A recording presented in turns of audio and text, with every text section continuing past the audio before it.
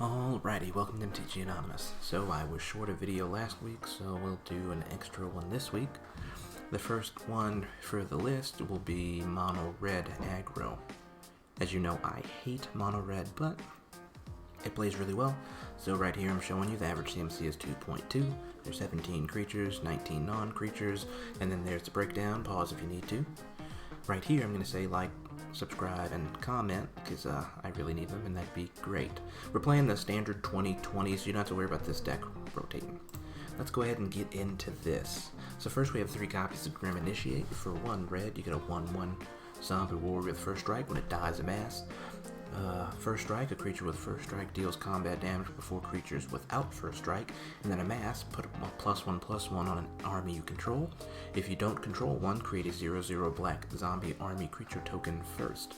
So it's a 1/1. We just want it out as quick as possible, and for 1 mana. Again, a 1/1 for 1 red mana. We have the Raging Goblin. It's a 1/1 for red with Goblin Berserker with haste. This is good because we just want them to drop out, attack as soon as possible. Next we have Scorch Spitter. For 1 red, you get a 1/1 Elemental Lizard. When Scorch Spitter attacks, it deals 1 damage to target player or planeswalker it's attacking. So there's a combo with that, but we'll get to that point when we get there. What we really like is that it's a 1/1 and it deals 1 damage whenever it attacks. So possible on the low end, 1 damage, but there's a lot more this can do. Next we have 4 shocks. We just want removal, get rid of the early ramp / creatures that are in the way. Not much to say about that. Next we have our 2 drops.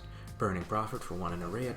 Whenever you cast a non-creature spell, Burning Prophet gets +1/+0 until end of turn, then scry. So we got quite a few non-creature spells in this deck, and we really want to scry so we can get to our next cards.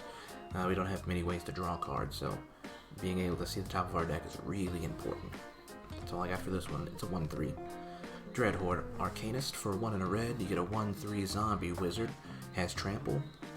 Whenever Dreadhorde Arcanist attacks, you may cast target instant or sorcery card with converted mana cost less than or equal to Dreadhorde Arcanist's power from your graveyard without paying its mana cost.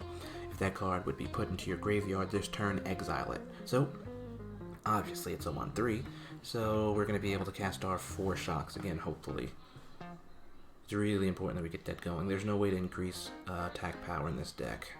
So, Amber Hauler for 2 red, so red. You get a 2/2 Goblin.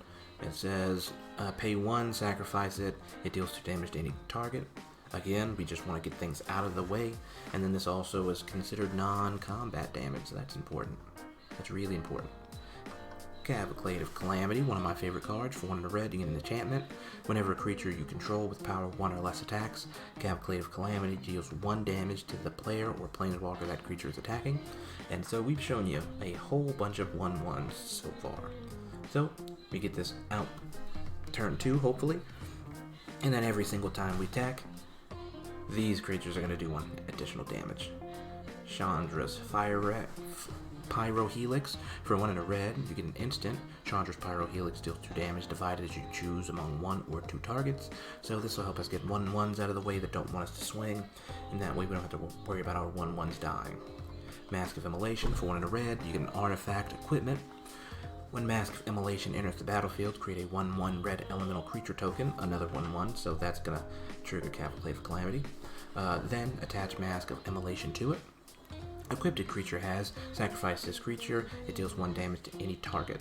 The equipped is 2, so we have ways to steal cards, we have ways to steal creatures in this deck. And so what we'll do is we'll steal them, we'll swing with them, and then we'll equip it and sacrifice it. Real sweet and easy.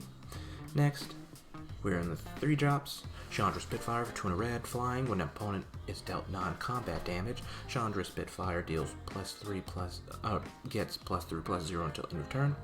And then flying, a creature with flying can't be blocked except by creatures with flying or reach. So what's good about this is Dreadhorde Arcanist, we only have the shocks. The shocks deal damage, and then boom, now it gets +3/+0. The Scorch Spitter's 1 damage is not combat damage, so it gets +3/+0. Then the great part is Cavalcade of Calamity. For each creature we have that's swinging, including the Spitfire, because it's a 1/3, when you swing, it will be able to do the extra one, so it's pretty good.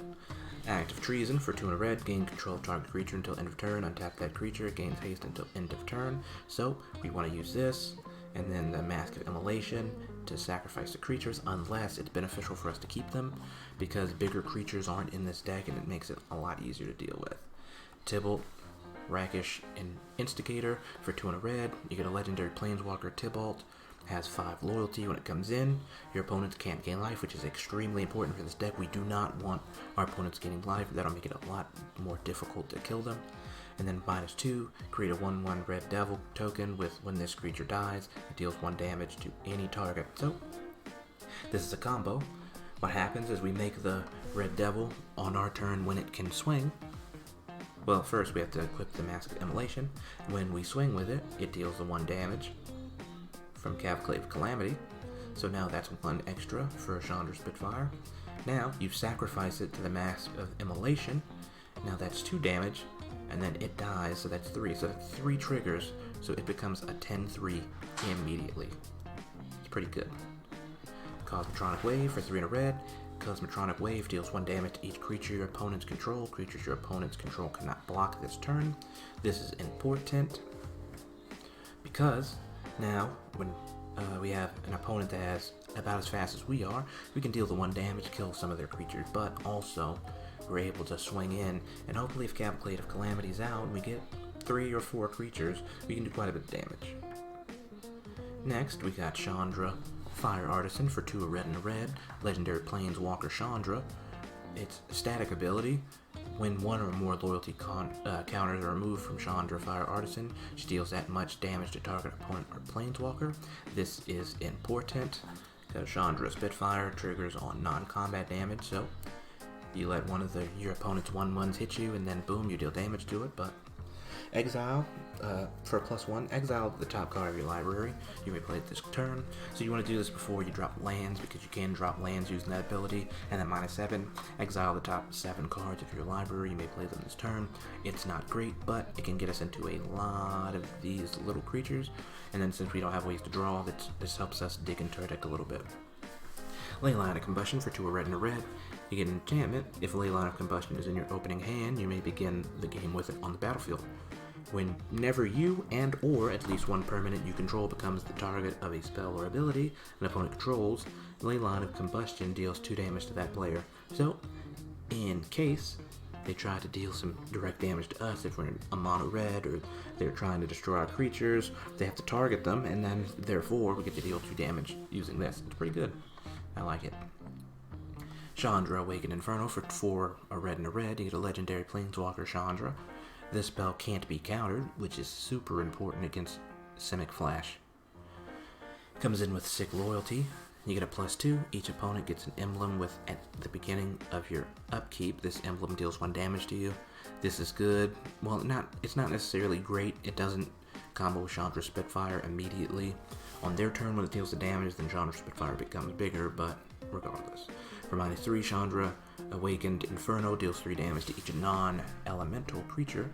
Now, unfortunately, we have a lot of non-elementals, but we do have 2 really good ones. Make sure. We have 2 really good ones, and then tokens that make one. This one that makes tokens, so it'll be fine.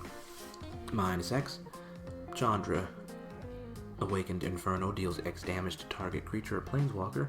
If a permanent dealt damage this way would die, exile it instead. So we're able to get those creatures that we don't like out of the way, and then we're able to swing in with our creatures. And then we have 24 Mountains, because you don't need anything else with these.